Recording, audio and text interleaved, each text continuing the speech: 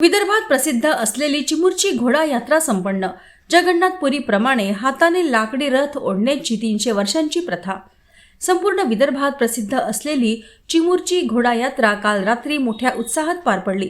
चिमूरचं ग्रामदैवत असलेल्या श्रीहरी बालाजींची रात्री 12 नंतर लाकडी घोड्याच्या रथावरून भव्य मिरवणूक काढण्यात आली। जगन्नाथपुरीप्रमाणे इथेही हाताने लाकडी रथ ओढण्याची प्रथा आहे। मध्यरात्री झालेल्या विशेष पूजेनंतर बालाजींच्या उत्सव मूर्तीला लाकडी रथावर विराजमान करण्यात आलं व त्यानंतर तिची पहाटेपर्यंत शहरातून मिरवणूक काढण्यात आली। ही यात्रा पाहण्यासाठी आणि हा रथ ओढण्यासाठी हजारो लोकांनी इथे एकच गर्दी केली होती।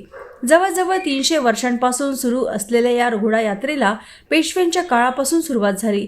पेशवाईतल्या 3.5 शहाण्यांपैकी एक असलेले देवाजी पंत चोरघडे यांनी नागपूरकर भोसलेंच्या मदतीने या मंदिराचा जीर्णोद्धार केला आणि तेव्हापासून वार्षिक उत्सव म्हणून या घोडा यात्रेला सुरुवात झाली।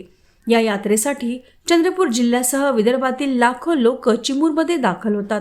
तिरुपतीला बोललेला नवस इथे फेडता येत असल्याची लोकमान्यता असल्यामुळे सुद्धा या काळात चिमूरमध्ये लोकांची मोठी गर्दी होते।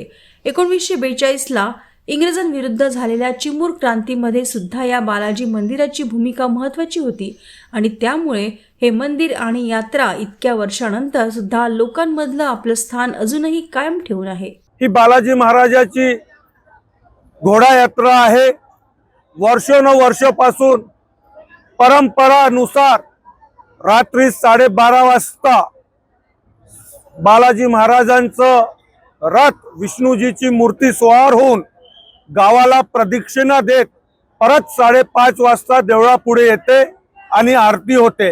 ही परंपरा मागच्या 398 वर्षापासून सतत चालत आलेली आहे आणि लोकांची मानता आहे। जागृत देवस्थान आहे।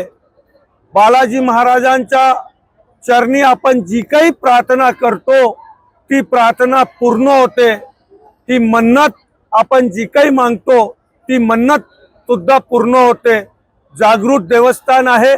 आपण बघत असाल दूर दूरून अनेक जिल्ह्यातून विदर्भातल्या कानाकोपऱ्यातून राज्याच्या बाहेरूनही आज बालाजी महाराजांच्या दर्शनासाठी भक्तगणांचं लाखोच्या संख्येने भीड इथे उमडलेली आहे आणि मी हीच परत प्रार्थना करेल, बालाजी महाराजांचा आशीर्वाद कृपा सर्व भक्तांवर राहो।